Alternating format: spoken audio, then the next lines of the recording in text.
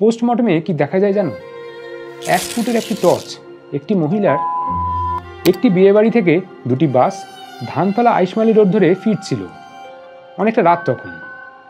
মাঝ রাস্তায় সেই বাস আটকে ড্রাইভারদেরকে খুন করে সেই বাসে থাকা যতজন মহিলা যাত্রী ছিল সবাইকে দুই নেতা এবং তাদের স্যাগ্রেড 34 বছরের সরকার আজ শূন্যতে এসে ঠেকেছে। কেউ কেউ বলে তাদের দলে দুর্নীতিগ্রস্ত নেতাদের জন্যই আজ তাদের এই অবস্থা। তো আবার কেউ বলে তাদের সময় যেসব ঘটনাগুলো একের পর এক ঘটে গেছে তার জন্যই তাদেরকে আজ আর মানুষ ভোট দিতে চায় না। আজকের এই ভিডিওতে আমরা আলোচনা করব কেন এক সময়কার এই বৃহৎ রাজনৈতিক দল আজ গোটা বাংলাতে শূন্য হয়ে রয়ে গেছে। তবে শুরু করার আগে একটা কথা বলতেই হয়, আমি বা আমার টিম কোনো নির্দিষ্ট রাজনৈতিক দলের পক্ষে বা বিপক্ষে কথা বলি না।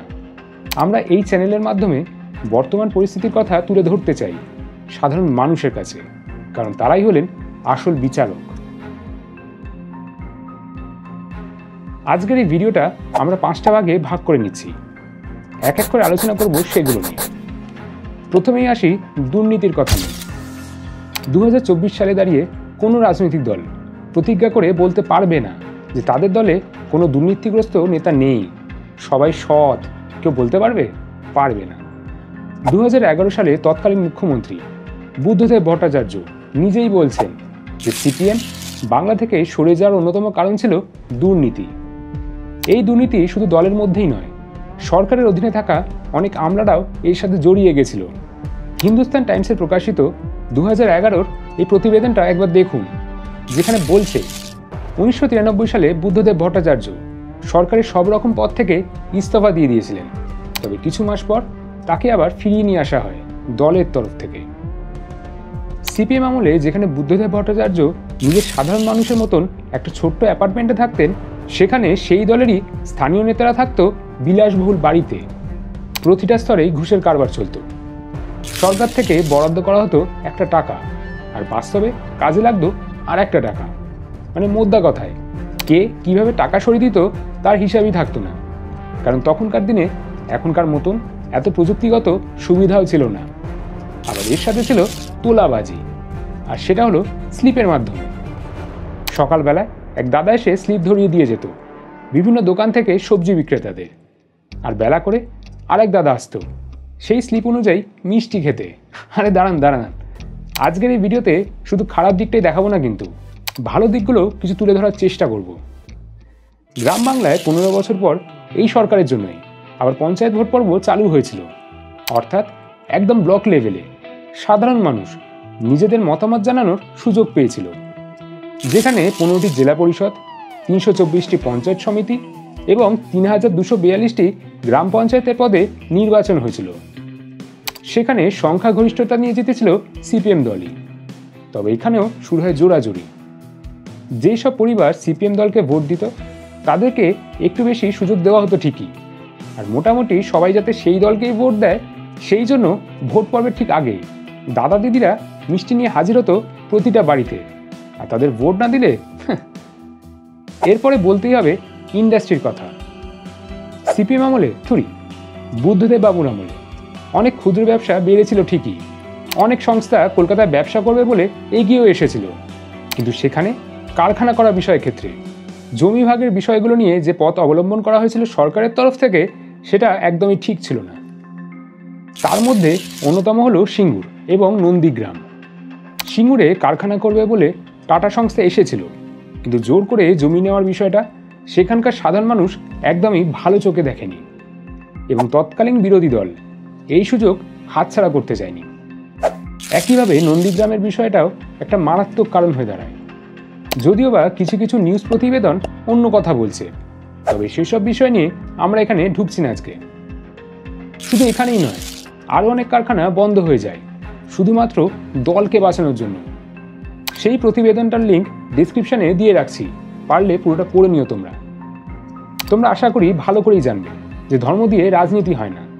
তেমনি কারোর ব্যক্তিগত জীবন নিয়ে যখন বাইরের কেউ নাক গলাতে যায়, কিংবা যখন দাদাদের দাদাগিরি অনেকটাই বেড়ে যায়, সেটার ফলও ভালো হয় না।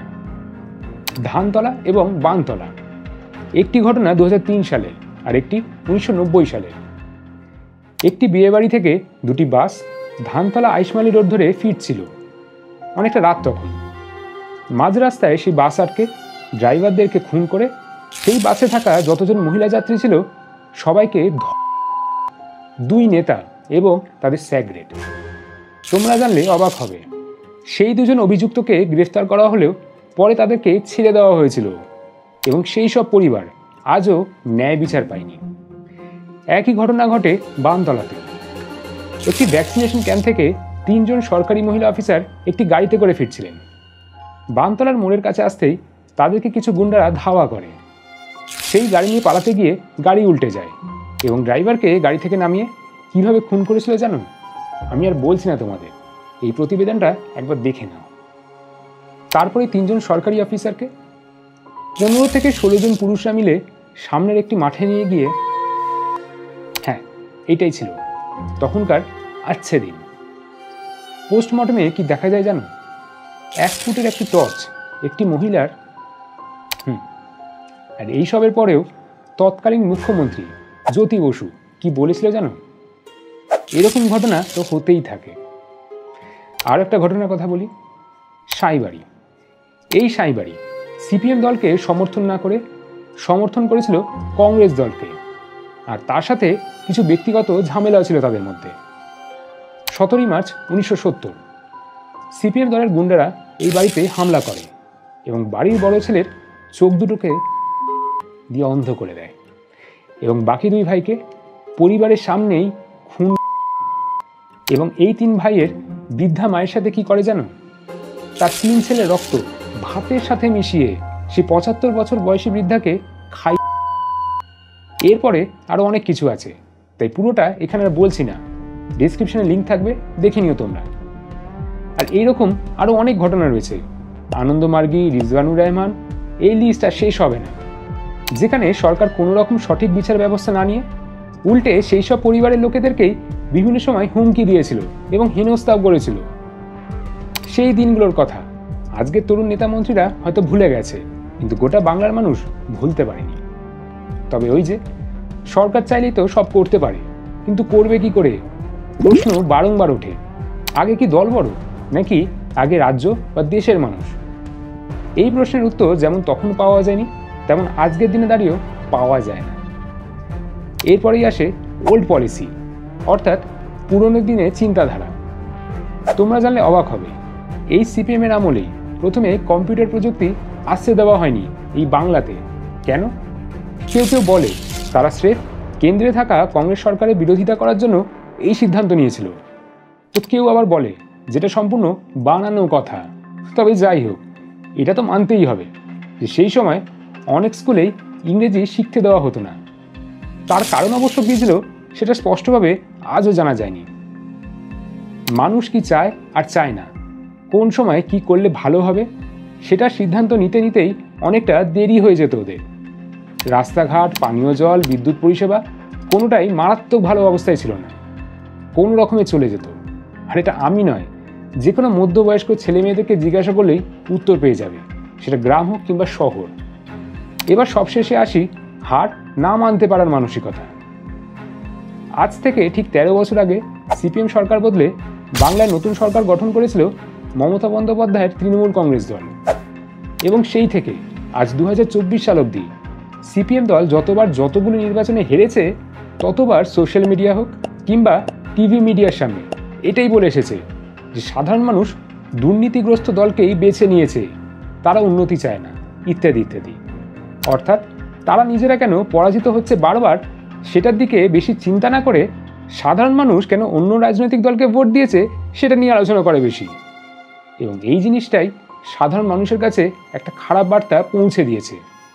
তার কারণ তারা অতীতে যা যা কাজ করেছে সেটার থেকে বাংলার মানুষ এখনো বেরোতে পারেনি। সেই প্রশ্নের উত্তরগুলো কে দেবে, সেই বিচারগুলো আজ কে দেবে, সেই পরিবারের কথা আজ কে ভাববে? তবে এর সাথে সাথে কিছু প্রশ্ন উঠবেই উঠবে। তাহলে কি বাংলার জন্য তৃণমূল কংগ্রেসই আদর্শ দল, নাকি বিজেপি আসাটাই জরুরি? তারা যা যা কাজ করছে সেগুলো কি সম্পূর্ণ ঠিক? আর ওদিকে কেন্দ্রে থাকা বিজেপি সরকার আদৌ কি ঠিকভাবে সরকার চালাতে পারছে? এরা দুজনে কি সাধারণ মানুষের কথা আদৌ ভাবছে? এইসব প্রশ্নের উত্তর যদি জানতে হয় তাহলে অপেক্ষা করতে হবে পরের ভিডিওর জন্য। তোমাদের কি মতামত আজকের এই ভিডিওটা দেখে সেটা জানাতে ভুলো না কমেন্ট করে। আর তোমরা কোন কোন বিষয়ের ওপর ভিডিও দেখতে চাও সেটাও জানিও। অপেক্ষায় থাকবো আমি এবং আমার টিম।